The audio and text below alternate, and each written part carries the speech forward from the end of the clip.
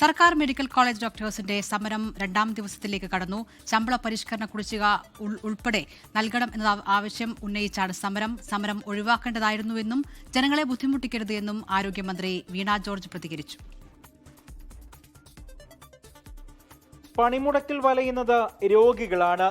രാവിലെ മുതൽ medical college ഒപികളിൽ PG doctors മാത്രമാണുള്ളത്. അത്യാഹിത വിഭാഗങ്ങളെ സമരത്തിൽ നിന്നും ഒഴിവാക്കിയിട്ടുണ്ട്.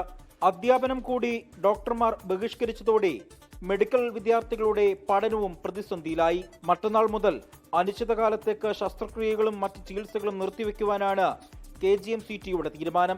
എന്നാൽ ഇതൊന്നും തങ്ങൾക്ക് യാതൊരു വിഷയവുമല്ല എന്ന രീതിയിൽ പോവുകയാണെങ്കിൽ ഞങ്ങൾക്ക് പ്രത്യക്ഷ സമരവുമായി പോകേണ്ട ഒരു അവസ്ഥ സംജാതമായിരിക്കുന്നത്. അപ്പോൾ ഇന്ന് 16-ാം തീയതി ഇന്നലെ മുതൽ ഞങ്ങൾ OP ബഹിഷ്കരണമായി പോയി. 19-ാം തീയതി അതായത് വ്യാഴാഴ്ച മുതൽ ഞങ്ങൾ അടിയന്തരമല്ലാത്ത എല്ലാ ശസ്ത്രക്രിയകളും നിർത്തിവെച്ചുകൊണ്ട് മുന്നോട്ട് പോകേണ്ട ഒരു അവസ്ഥയാണ് മുന്നിൽ വന്നിരിക്കുന്നത്. സമരം ഒഴിവാക്കേണ്ടതായിരുന്നുവെന്നാണ് ആരോഗ്യമന്ത്രി വീണ ജോർജിന്റെ പ്രതികരണം. ജനങ്ങളെ ഒരു നിലയ്ക്കും ബുദ്ധിമുട്ടിക്കാൻ പാടില്ല.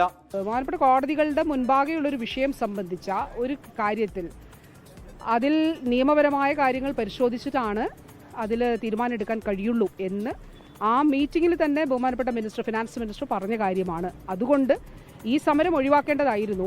സമരത്തിൽ പരിഹാരമായില്ല എങ്കിൽ വരും ദിവസങ്ങളിൽ സംസ്ഥാനത്തെ മെഡിക്കൽ കോളേജുകളുടെ പ്രവർത്തനം തന്നെ താറുമാറാകും. 24 കോഴിക്കോട്. ലോകത്തെവിടെയായാലും ഏത് സമയത്തും 24 വാർത്തകളും ഓഗ്മെന്റഡ് റിയാലിറ്റി പാക്കേജുകളും എക്സ്പ്ലെയിനറുകളും വിശദമായി കാണാൻ ഞങ്ങളുടെ YouTube ചാനൽ നിങ്ങൾക്ക് സബ്സ്ക്രൈബ് ചെയ്യാം.